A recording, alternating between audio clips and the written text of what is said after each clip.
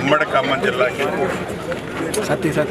అదే రకంగా వరంగల్ జిల్లాలోని మాట్లాడు ప్రాంతానికి దోర్నకల్లు ప్రాంతానికి సాగునీరు కోసం ఏదైతే గత ప్రభుత్వంలో సీతారామ ప్రాజెక్టు ద్వారా గోదావరి నీటిని ఈ ప్రాంతానికి తీసుకొచ్చే ఒక స్కీమ్ని గత ప్రభుత్వం చేపట్టింది.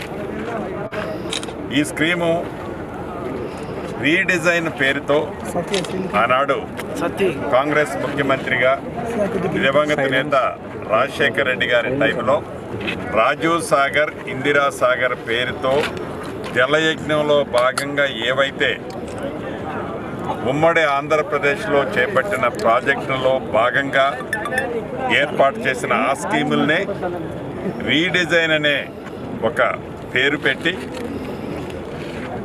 ఆనాడు ఈపీసీలో 2,800 కోట్లు ఖర్చుతో సుమారు 2,75,000 ఎకరాలను సాగులో తీసుకొచ్చే రాజీవ్ సాగర్, ఇందిరా సాగర్ని రీడిజైన్ పేరుతో డిజైన్లు మార్చి పేరు మార్చి మొదటగా 9,000 కోట్లతో శాంక్షన్ చేశామని చెప్పారు. ఈ 9,000 కోట్లని ఈనాడు సుమారు 18,000 కోట్లతో ఈ ప్రాజెక్టుని గత ప్రభుత్వం చేపట్టి ఈ 18,000 కోట్లలో సుమారు 8,500 కోట్లు ఇప్పటికే ఖర్చు పెట్టారు.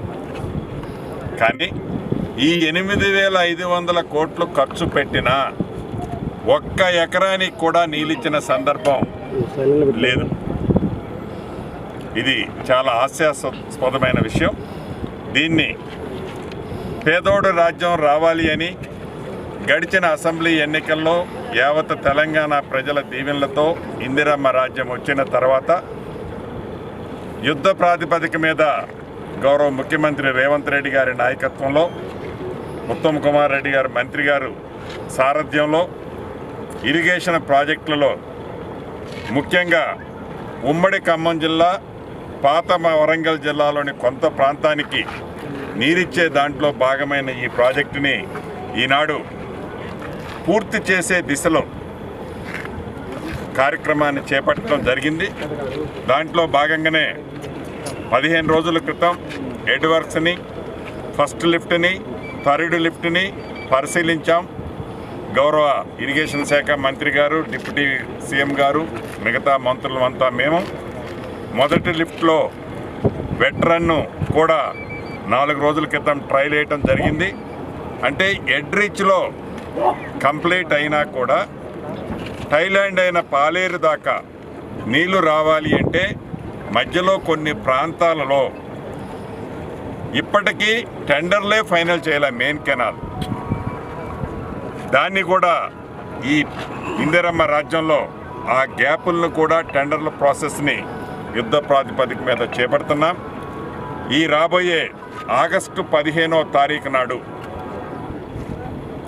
ఏదైతే నాగార్జున సాగర్ ఆయకట్టులో సుమారు 1,55,000 ఎకరాలని ఈ నాగార్జున సాగర్ ఆయకట్టుతో పాటు మీడియం ప్రాజెక్టులైన వైరా, అదే రకంగా లంకా సాగర్, ఈ 2 ప్రాజెక్టులో ఉన్న ఆయకట్టులతో పాటు మైనర్ ఇరిగేషన్లో ఉన్న ఆయకట్టు చెరువులను కూడా స్టెబిలైజ్ చేసే కార్యక్రమంలో భాగంగా సుమారు 100 కోట్ల రూపాయలు ఖర్చు పెట్టి ఒక లింక్ కెనాల్ని ఏనుకూరు దగ్గర నాగార్జున సాగర్ కాలువలో డ్రాప్ చేయటం జరుగుతుంది.